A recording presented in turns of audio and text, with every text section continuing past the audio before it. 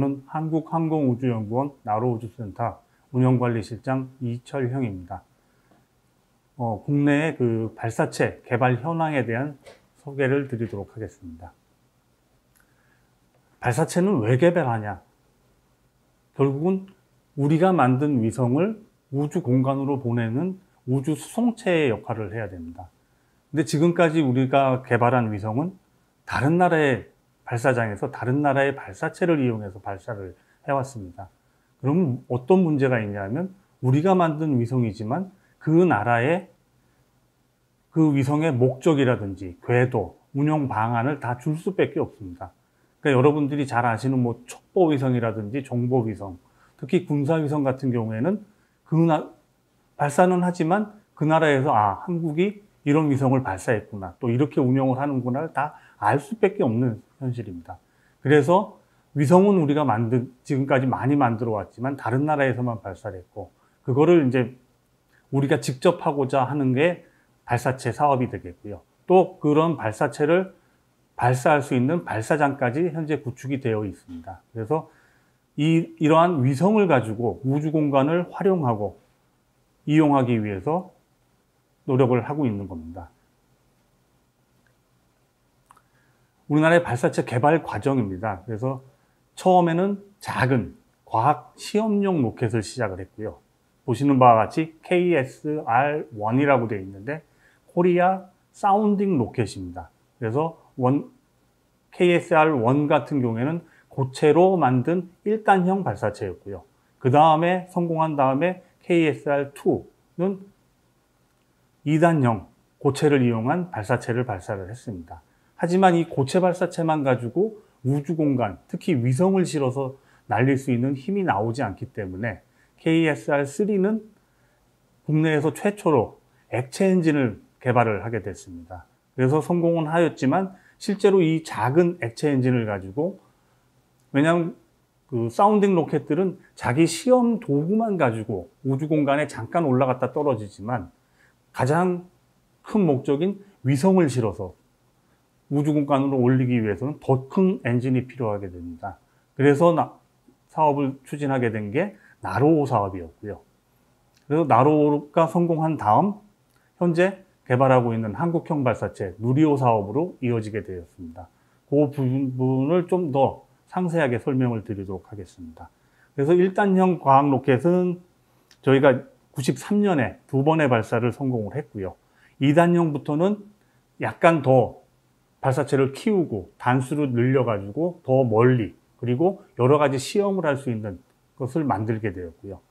다 성공한 다음에 아까 설명드린 바와 같이 최초의 액체 과학 로켓을 만들어서 발사를 하게 됐습니다. 그래서 국내에서는 액체 로켓으로는 처음 발사를 하게 됐죠. 하지만 이 기술만 가지고 우주 발사체로 가기에는 너무 힘들었습니다. 그래서 국제 협력을 통하기 시작했고요. 그래서 나로호는 뭐 여러분들 다 아시겠지만 1단 발사체는 러시아로부터 도입을 했고 2단부터는 다 국내 기술로 만들었습니다.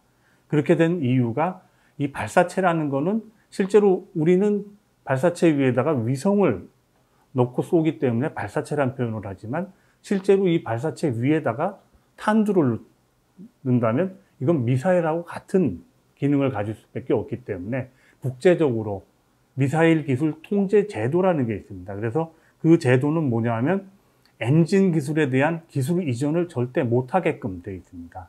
그렇기 때문에 국내에서 독자적으로 개발하기 전에는 그러한 발사체를 가질 수가 없는 거죠. 그래서 나로호 사업을 하면서 저희는 독자적인 엔진 개발도 같이 추진을 했었습니다. 그래서 그 기술을 가지고 현재 내년에 발사할 누리호 발사체는 1, 2, 3단 공이 모두 순수한 국내 기술로 지금 발사를 계획을 하고 있습니다. 지금 보실 영상은 나로호 발사의 실제 영상입니다. 이 영상은 좀 근접한 카메라로 저희가 찍은 거고요. 지금 보시면 엄청난 화염을 내면서 발사체가 이륙이 된 상태고요.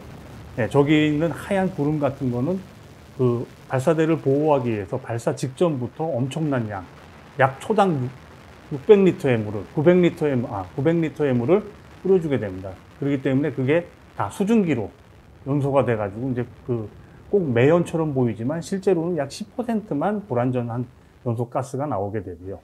지금은 저희 그 센터에 있는 발사 통제동에서 찍은 영상입니다. 지금 점화가 되고, 네, 지금 발사가 일어나서 이륙을 한 상태고요. 지금 보시면 약간 발사체가 올라가면서 약간 기우뚱해서 올라가게 됩니다. 그 이유는 뒤에서 다시 한번 설명을 드리도록 하겠습니다. 그래서 어떻게 보면 저 130톤의 발사체가 저렇게 자유자재로 움직일 수 있다는 거 참 대단하지 않나 싶습니다. 요거는 저희 이제 고속 카메라라고 그래가지고 초당 약 500프레임의 영상을 찍을 수 있는 것으로 찍은 영상이고요. 지금 보시면 엄청난 화염과 또 해서 지금 발사가 이루어지고 있습니다.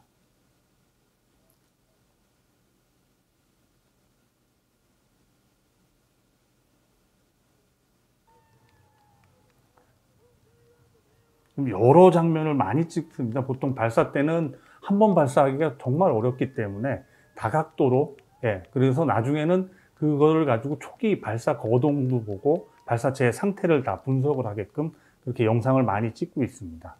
이 영상을 보여드리는 이유는 지금 발사체가 발사해서 올라가면서 왼쪽으로 지금 눕는 장비가 있습니다. 저걸 케이블 마스터라고 하는데 저 안에는 엄청나게 많은 전자 장비들이 들어가 있습니다.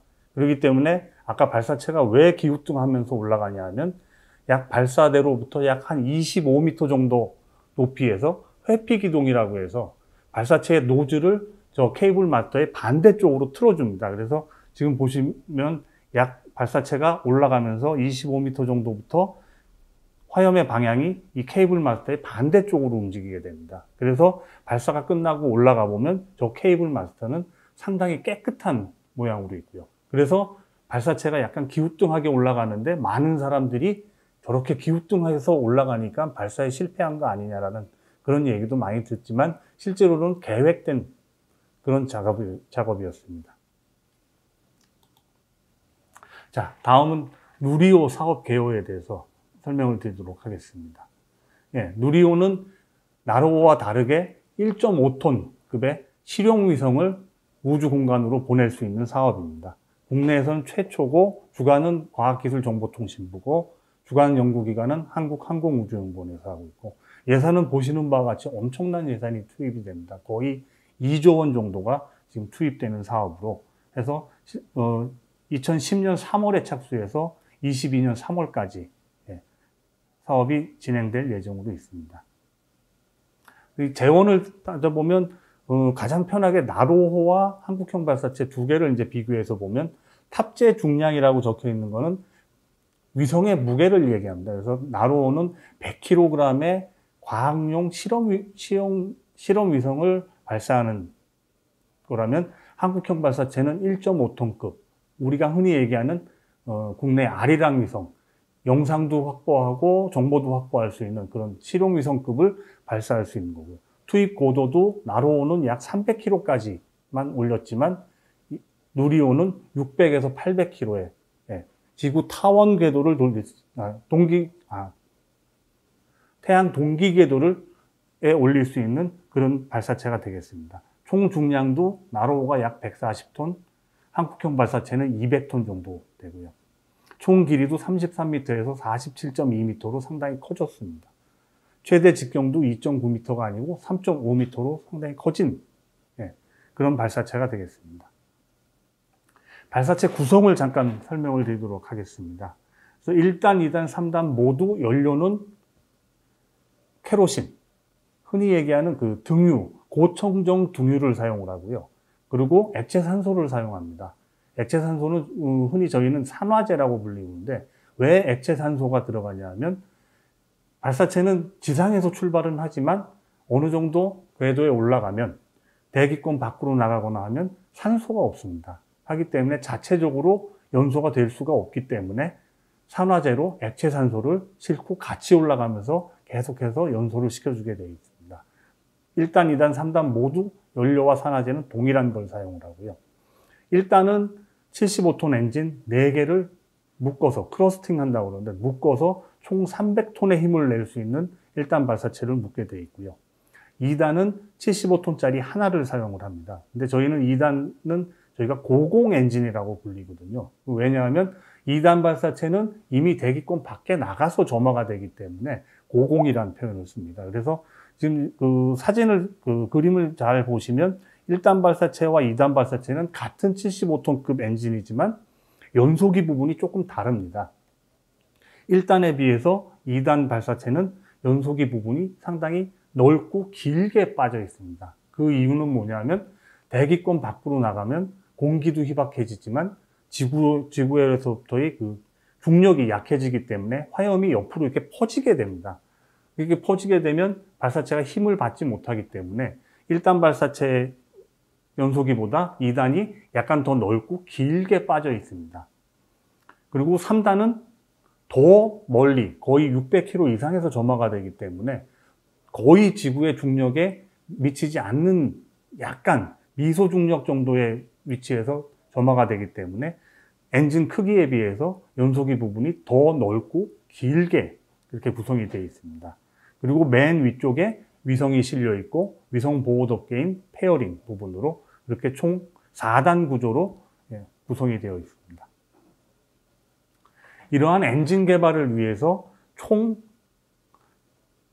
9개 시설을 저희가 구축을 했고요. 이 시설이 구축되기 전까지는 국내의 다른 기관, 군 시설을 이용하거나 아니면 해외 발사장에 있는 이런 시험 시설을 이용해서 저희가 시험을 해왔는데 2017년에 모든 저희가 엔진을 시험할 수 있는 설비를 모두 구축을 하고 이제는 국내에서 어떠한 엔진이든지 개발할 수 있도록 지금 구축이 완료가 되어 있습니다. 그래서 보시면 좌측에 우주센터에 있는 것들은 제어계 축동을 제외한 나머지 것들은 다 실제 매질, 그러니까 실제 연료를 사용해서 하는, 어떻게 보면 위험한 시험들은 다 우주센터에서 운영을 할 수밖에 없습니다. 다른 나라들도 자국 내에 있는 우주센터에 그러한 시험 시설을 구축을 할 수밖에 없고, 그래서 우주센터도 지금 총 6개의 실제 연소 시험을 할 수 있는 설비를 가지고 있고, 제어 계측동이라는 것은 이 연소 시험 설비들을 제어하고 그리고 데이터를 얻어내는 계측을 할 수 있는 그런 건물이 되겠습니다. 그리고 항우연에 있는 저희 대전 본원에 있는 시험 설비는 단품 시험이라든지 실제로 불을 안 붙여서 시험을 할 수 있는 그런 설비들은 굳이 멀리 나로도에 있는 우주센터까지 와서 시험을 할 필요가 없기 때문에 대전 본원에 대형 상사 시험 설비를 구축을 했고요. 또 하나는 산업체 창원에 최종 조립을 하고 엔진을 조립할 수 있는 설비를 구축을 했습니다. 그래서 센터에 있는 이 6개의 실제 연료 엔진 시험 설비에 대해서 잠깐 설명을 드리면, 맨 왼쪽 아래에 있는 연소기 시험 설비와 위에 있는 터보 펌프는 엔진을 구성하는 가장 핵심적인 부품입니다. 그래서 센터에서 연소기 시험과 터보 펌프 시험이 완료가 되면 대전에서 단품 시험들이 된 엔진 조립품들을 가지고 산업체, 창원에 가서 최종적으로 엔진을 조립을 하게 됩니다. 그래서 엔진이 조립이 되면 다시 센터로 와서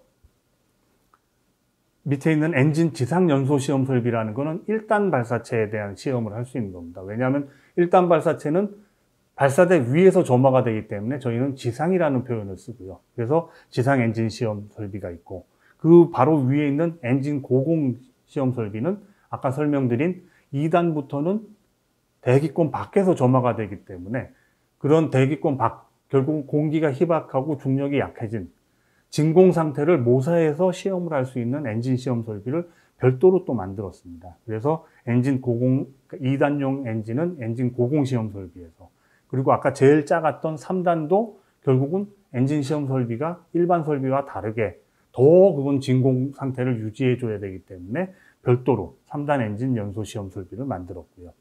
그런데 이렇게 엔진 시험 설비들은 어떻게 시험을 하냐면 엔진 자체에다가 밸브들을 연결을 해가지고 연료와 산화제를 주입을 해서 시험을 하게 되어 있습니다.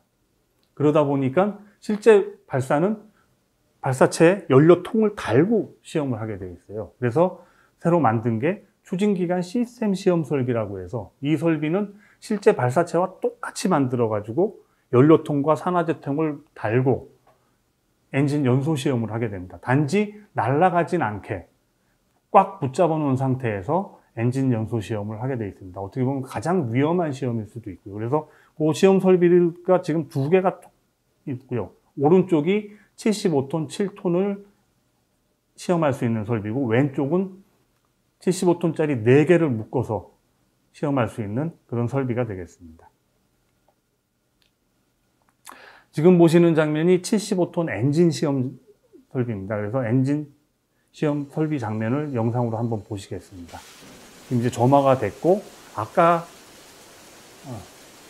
점화가 되고 나면 이 구조물을 보호하기 위해서 똑같이 물을 엄청나게 뿌려줍니다. 그래서 지금 화염과 동시에 엄청난 수증기가 지금 발생을 하게 됐고요. 그래서 이 엔진 시험은 엔진당 보통 한 10번에서 12번 정도까지 시험을 합니다.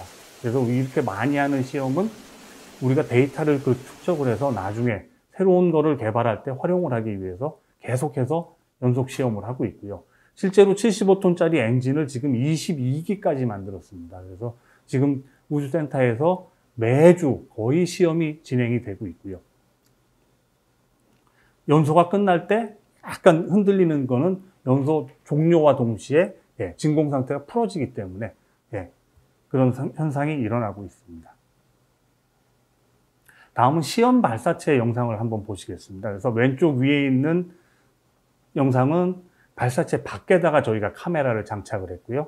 나머지 오른쪽과 왼쪽 아래는 엔진부에 카메라를 장착을 했습니다. 그래서 이륙이 되면 점점 올라가고 있고요. 그리고 맨 오른쪽 아래에 있는 영상은 저희 발사 통제동에서 발사 장면을 찍은 겁니다. 그래서 지금 출발해서 올라가게 되면 점점 갈수록 엔진부가 이제 움직이게 됩니다. 이 움직임이 뭐냐면 액추에이터라고 그래가지고 노즐 부분을 틀어줄 수 있게, 움직일 수 있게 해주는 겁니다. 그래서 그 노즐을 움직여서 발사체를 우리가 원하는 방향으로 가게 해주는 장면입니다. 가면서 이 시험 발사체는 결국은 궤도에 올리는 게 아니고 자유낙하를 시키기 때문에 지금 보시는 바와 같이 발사체가 엔진 쪽이 무겁기 때문에 떨어지면서 텀블링이 되면서 보시면 지구도 잠깐 나왔다가 하늘이 나왔다가 하면서 떨어지게 됩니다. 그래서 이 시험 발사체는 저희가 왜 시험을 했냐 하면 아까 설명드린 바와 같이 추진기관 시스템 설비에서는 연료통하고 똑같이 만들어서 시험을 했지만 이게 실제로 발사체가 날아가면서 나오는 추력과 붙잡아 놓고 하는 추력은 다를 수가 있기 때문에 그래서 75톤 엔진이 정말 우리가 개발한 게 제대로 됐는지를 시험한 시험이었고요. 근데 정말 성공적으로 우리가 원하는 추력이 힘이 다 나왔고 원하는 지점까지 올라가서 원하는 지점에 떨어뜨리게 되는 것입니다. 다음은 한국형 발사체는 아직 발사를 안 했기 때문에 여러분들이 보시기 편하게 발사 CG로 지금 만들어 놓은 영상입니다. 한번 보시도록 하겠습니다.